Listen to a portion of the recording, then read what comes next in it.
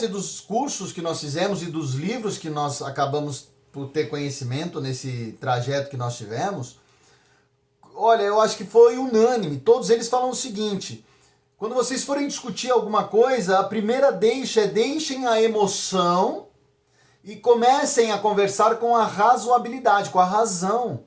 Porque a emoção atrapalha. Agora, como é que eu deixo a emoção de lado quando ela me machuca? Porque doeu. E aí se dói, aí eu vou falar, mas eu vou falar com aquela carga emocional. O inimigo das nossas almas, sabendo disso, ele vai projetar essas discussões para que ela se sinta maltratada. E aí ela vai me devolver alguma coisa também com uma certa carga emocional, e aí eu também me sinto maltratado, e vocês perceberam, isso vai aumentando. Isso vai ganhando um fôlego muito maior do que era para ser. Então, é isso... Eu acho que o principal também, né, presbítero, com relação a qualquer conversa, qualquer discussão, principalmente hoje em dia, é ter a maturidade de saber aceitar os seus defeitos. Verdade. Isso daí é muito importante. Porque qualquer coisa que a Jaque possa falar para mim e eu levar para o meu lado pessoal, ao invés de eu digerir aquela verdade que ela está me passando, eu vou contra-atacá-la. E é isso que está acontecendo assim com relação a muitos casais que estão se divorciando, porque eles vivem num pé de guerra. Uma intransigência, às vezes né? você fala assim, por que não lavou a louça? Aí você pensa, poxa, por que eu não lavei a louça? Dava para eu lavar a louça naquele momento? Dava. Por que eu não lavei? Aí a pessoa pode falar, mas eu não lavei a louça e o que você fez? Você também fica vagabundeando o dia inteiro, sei lá, qualquer coisa assim do tipo. Você não faz nada da vida, eu tenho que lavar a louça, eu tenho que isso, não sei o que lá. E às vezes a pessoa só fala, por que você não lavou a louça? Só uma pergunta. E essa falta de comunicação, essa falta de paciência na comunicação acaba trazendo conflitos e coisas terríveis por uma bobeira. Que não precisa daquilo. E olha só, pastor, quando eu tenho uma carga, e levando em consideração mais algumas pregações que a gente ouviu, quando eu identifico quem eu sou e de onde eu vim, então vamos lá, quem eu sou? Eu sou um discípulo. E de onde você veio? Eu vim do Senhor, eu sou filho de Deus. Entendi. Como filho, eu tenho uma carga genética do pai. Então, eu tenho uma identificação muito forte com Deus. Eu sou muito parecido com Deus. Mas por que eu sou parecido com Deus? Porque eu sou filho de Deus. Então, se eu sou filho de Deus, eu vou andar aqui tal qual Deus andou quando aqui esteve, que foi Jesus Cristo. E aí eu começo a ter uma linha de raciocínio de sequência conforme Jesus. Agora, como é difícil isso? Vou dar um exemplo. Começar a dar uma discussão, quem colocou os panos quentes? Quem parou a discussão? Foi você? Ou foi o outro? Ou nenhum dos dois? Porque nós estávamos tão cobertos de razão que eu não poderia dar deixa. Mas será que Jesus faria isso? Então é essa carga de genética que eu tenho que ter.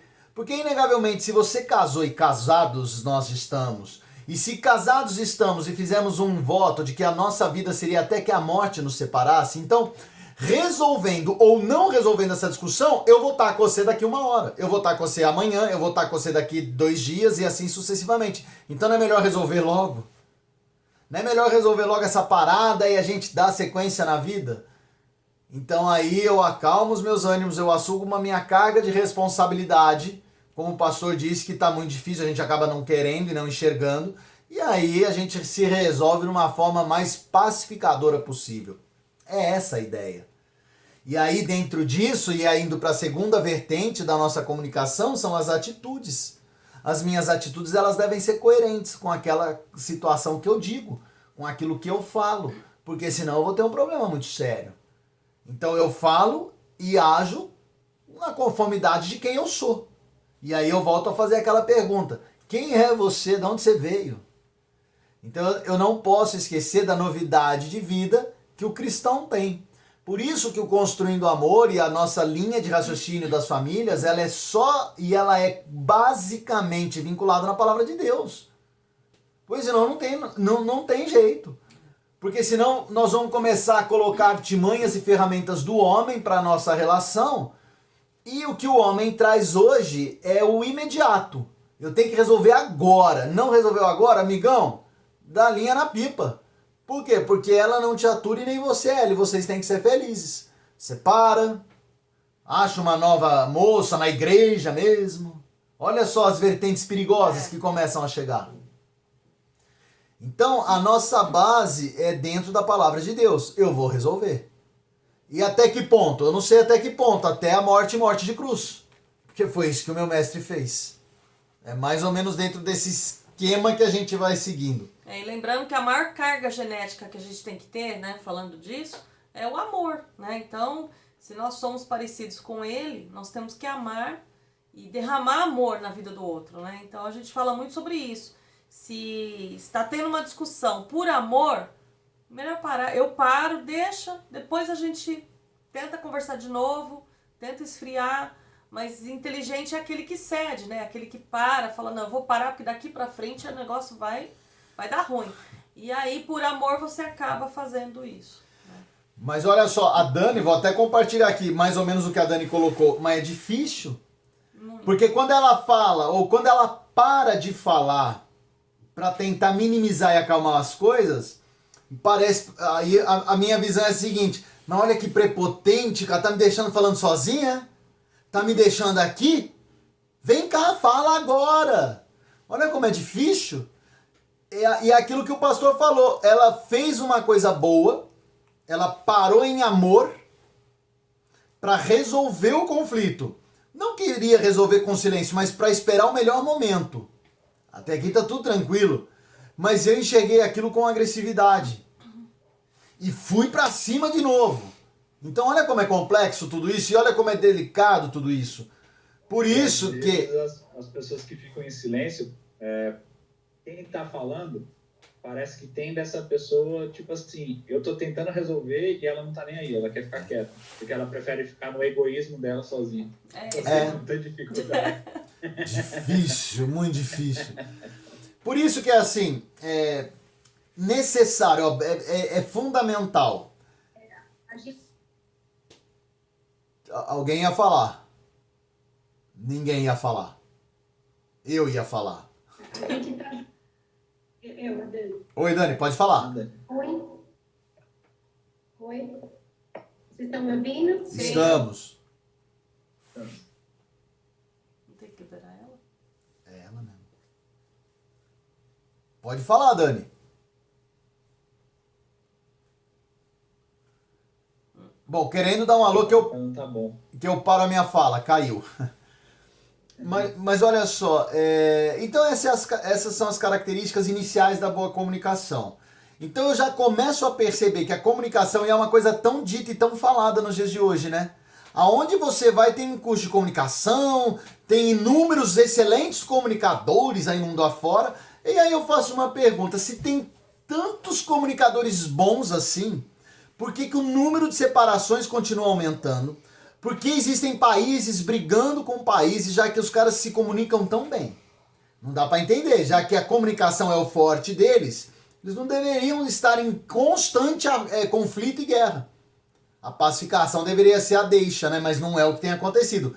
Sinal claro, pastor, que isso que o senhor falou é uma grande realidade. A comunicação hoje, ela está centrada no egoísmo. Eu falo o que eu quero, do jeito que eu quero, e quero que você entenda e aceite, pronto. É assim que é. E o casamento... Quando rola poder e... Desculpa, Ruth, pode falar, Gra, pode falar. Quando rola poder e dinheiro é pior ainda, né? Certeza. É mais sujo. É complicado, viu? Então tudo isso tem maltratado. Pois não, pastor? Com relação à comunicação, ela precisa ser algo muito bem feito no casamento e deve ser dado uma prioridade mesmo com relação à comunicação, sabia? Porque, tipo, por exemplo, a gente acaba tão na correria, fazendo tantas e tantas coisas, porque às vezes a gente chega pro cônjuge e fala assim, preciso conversar com você depois.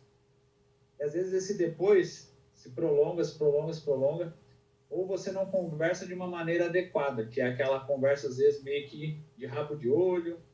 Um tá lá na cozinha, o outro tá lá na sala, aí o outro está fazendo alguma coisa, o outro está mexendo no celular e essa comunicação não acontece. E o mais importante da comunicação é que realmente os dois estejam ali em sintonia, olhando um no olho do outro, conversando um com o outro, os dois completamente centrados naquilo ali que eles estão fazendo. Vocês já repararam que a comunicação do ser humano, num todo, ela tem se tornado muito superficial. Às vezes, é igual, por exemplo, eu chego lá na igreja e falo, presbítero Wagner, estou precisando conversar com o senhor, me ajuda. Aí, às vezes, a gente está fazendo tanta coisa na igreja, fazendo tanta coisa, não para conversar com aquela pessoa. Aí, daqui a pouco, a gente vai ver, nossa, a pessoa tal coisa se divorciou, ou a pessoa se matou, ou a pessoa isso, aí depois a gente fica chocado, a gente fala, nossa, como isso pode ter acontecido? Mas a gente está se esquecendo de parar para conversar, sentar, porque eu vejo que era isso que Jesus Cristo fazia. Ele parava com os discípulos, ele comia com os discípulos, ele vivia aqueles momentos 100%. Quando ele estava com os discípulos, ele estava com os discípulos. Quando ele estava ensinando, ele estava ensinando. Quando ele estava pregando, ele estava pregando. E no casamento, eu creio que isso é muito importante também, porque muitas vezes a gente só quer passar a nossa visão e se esquece de olhar a visão do outro, do cônjuge. A gente pensa, até, desculpa só falar mais um pouco. Pode falar, pastor. Mas é que no aconselhamento, uma das coisas que a gente aprende muito é realmente ouvir muito o que a pessoa está falando, porque às vezes a gente está ouvindo e já está querendo dar uma resposta, mas a gente nem terminou de ouvir aquela pessoa, de falar. E assim também é no casamento. Às vezes a gente vai atropelando, vai fazendo as coisas, e isso vai acabando, vai destruindo com o casamento. A cumplicidade, o amor, tudo que a gente tem por aquela pessoa, ela vai se acabando, né? Verdade. Está sendo destruída. A rotina, pastor, como o senhor disse, ela tem sido, infelizmente, maléfica para as nossas vidas, né? A palavra de Deus diz que eu não poderia deixar com que a inteligência e o contexto desse mundo viessem a fazer parte da minha vida, né? Eu teria que ser um estranho nessa terra e eu tenho que ser. E não que o mundo de hoje, que a maldade no hoje venha a ser pior do que a do ontem. Não é isso, não é isso. Que a maldade, ela sempre existiu com o ser humano. Foi Caim matou Abel, hein? Os bichinhos tinham acabado de sair do jardim e já matou. Coisa doida, né? Afloraram rápido ali a maldade. Então, não é isso. O grande detalhe, a grande deixa é que a rotina do mundo, ela está cada vez mais dentro do meu ser. Ela está construindo muralhas no meu entendimento e eu estou me esquecendo da importância de ter o tempo certo para uma conversa, de estar centrado para aquela situação específica. Não, eu preciso ter uma rede no Instagram com 20 mil seguidores. Então o teu Instagram vai ser muito mais valoroso para você do que conversar com aquele casal. Porque aquele casal são dois. O meu Instagram tem uma multidão. Então eu tô com alguns problemas com relação aos critérios do mundo. Ele está machucando as minhas prioridades na conformidade com a palavra de Deus. Então olha só, a minha rotina vai maltratar minha comunicação, porque eu vou ficar preso nas minhas coisas. As críticas que eu vou lançar por conta dessa rapidez da minha comunicação vão ser críticas ásperas, vazias e sem profundidade de comunicação. Então ela não vai entender minha crítica, ela só vai entender que eu sou agressivo. Talvez a minha dor venha por algo que ela fez e me machucou. Então eu vou dar um exemplo, deixa eu ver um exemplo. Deixa eu falar algum exemplo aí que te machuca, vai. Não tudo. Só um. Não sei assim. É que são tantos, né? Ela se perdeu. Falou, mas qual deles? Ó, vou dar um exemplo. Falar alto. Machuca a Alessandra. E aí nós temos um problema muito sério aqui. Mas seríssimo. Porque eu falo alto, não com o intuito de machucar. Eu falo alto. O meu pai, ele sempre falou alto. Sempre. Desde que eu conheço o meu pai por gente, Não era nem por pai, porque primeiro eu conheci ele como gente, depois que falaram pra mim que ele era meu pai, aí eu conheci como pai. Então, desde que eu conheci meu pai como gente, ele fala alto. Sempre falou E alto. meu pai sempre falava muito baixo e odiava, assim, que subisse o tom de Ruído. voz. Ele não gostava que batesse a porta da casa, bater porta de armário. Eu fui criada assim, tudo muito, sabe, no silêncio, no falar baixo, até pra dar bronca na gente. Você falava, ué, ele deu bronca? Ah, acabou de me dar uma bronca. Porque ele não mudava o tom de voz, né? Então, pra mim é uma agressão muito grande ele falar alto. Não, e não para aí no meu pai, porque a família da minha mãe é todinha de músico. Tudo surdo. E é tudo surdo, cara, porque antigamente, você esquece, né? Os caras põem uma caixa gigante do lado e blá blá blá blá. Então é tudo surdo, então fala tudo alto. É. Então a minha criação foi assim. Às vezes ela fala assim, ó, você viu? Então até peço desculpa pros irmãos aí. Às vezes ela fala, nossa, você viu o jeito que você falou com o Edu? Eu falei, mas que jeito que eu falei com o Edu? Nossa, você foi tão grosseiro. Eu? Ó, você gritou com ele. Eu? Então falar alto machuca, Alessandra. Mas eu só sei falar alto. Então eu tenho aqui um problema já inegável na essência deste ser e na essência deste ser. Então eu tenho que, quando for falar com a Alessandra, mesmo que venha ser num momento bom ou ruim, eu tenho que me concentrar. O primeiro passo, tem que falar baixo. Às vezes a gente tá conversando e numa boa, né? Ela vira e fala assim, mas por que você tá gritando? Eu falei, Fia, eu não tô gritando. Se eu falar mais baixo, nem eu me escuto. Mas eu tenho que ter essa concentração. Porque senão eu machuco. Às vezes mesmo sem querer. Aí ela quer me falar sobre isso, mas ela quer falar só da dor dela. Ela quer falar assim, viu, Vá? A minha educação, eu não gosto. Eu sei que é sem querer, mas quando você fala alto, você me machuca. Só que como a gente tem que falar rápido, porque o meu cotidiano é muito apressado, então ela fala, eu preciso falar com você. Eu falei, fala. Aí entra naquilo que o pastor falou. Ela começa a desenvolver a linha de raciocínio, mas o meu WhatsApp tá tocando. O meu Instagram, eu preciso postar um vídeo. Pô, tem um YouTube, tem uma igreja. Aí eu falo, Ale, rapidinho, o que foi? Aí ela fala, ó, você grita demais. Aí eu vou falar, com você é grosseira. E você é uma grossa. Pronto, já azedou o caldo, porque a minha rotina não deixou escutar, eu não deixei ela falar. Então a minha rotina prejudicou a comunicação. Se eu tivesse tido tempo, ela teria me consertado. Eu teria explicado para ela que em nenhum momento foi agressividade, só é o meu jeitinho de ser. E estaria tudo bem. Mas tudo isso tem prejudicado então a minha fala, a minha comunicação. As minhas atitudes também são comprometidas com tudo isso. E já vou te adiantar, quando eu entro nesse ritmo louco de vida, a minha carga espiritual também ela vai diminuindo. Porque eu inegavelmente estou machucando a palavra do Senhor. Bora lá! Vou pegar os dois, e ó, não vou pegar nem todos, tá? Só vou pegar 2 mandamentos. Amar a Deus sobre todas as coisas e amar ao próximo, não como eu me amo, mas como Cristo me ama. Pronto, já machuquei os dois, porque o próximo eu não amei. Então eu estou machucando a palavra de Deus, não estou tendo intimidade com Ele, então Ele não está falando comigo, o Espírito Santo não está em pleno vapor na minha vida, então esquece, amigão. Estou conduzindo meu casamento com as minhas forças. É simples assim. Mas você é pastor? É, sou. Puxa, mas você posta vídeo todo dia no Instagram? É, posto. Você dá aula? É, dou. E o teu casamento? Tá em frangalhos, amigo. Por quê? Porque em tudo isso o homem tem gerenciado e não o Espírito Santo. Espero que esteja fazendo sentido para vocês. Porque quando tudo isso acontece, inegavelmente, e aí até um filme foi feito com relação a isso, eu estarei dormindo com um estranho. Ideia.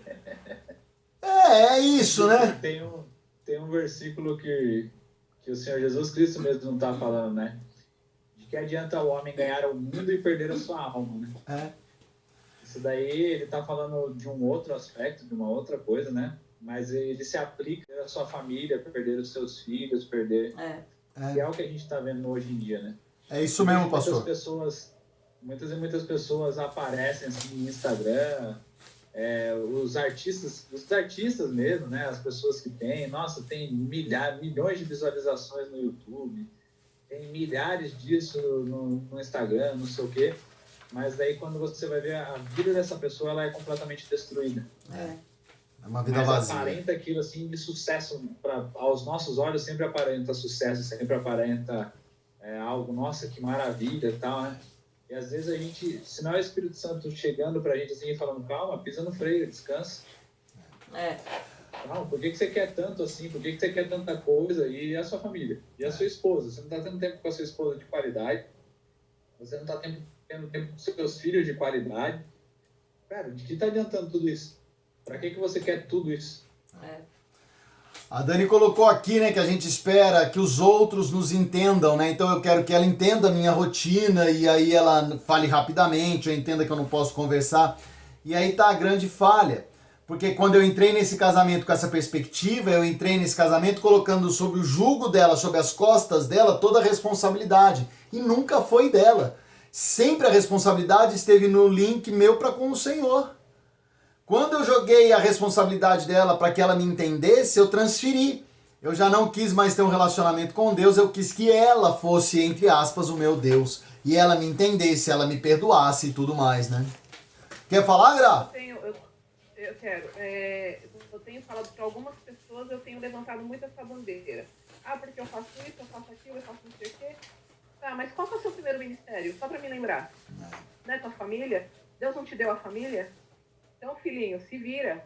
Vai cuidar do que você precisa fazer. Isso mesmo.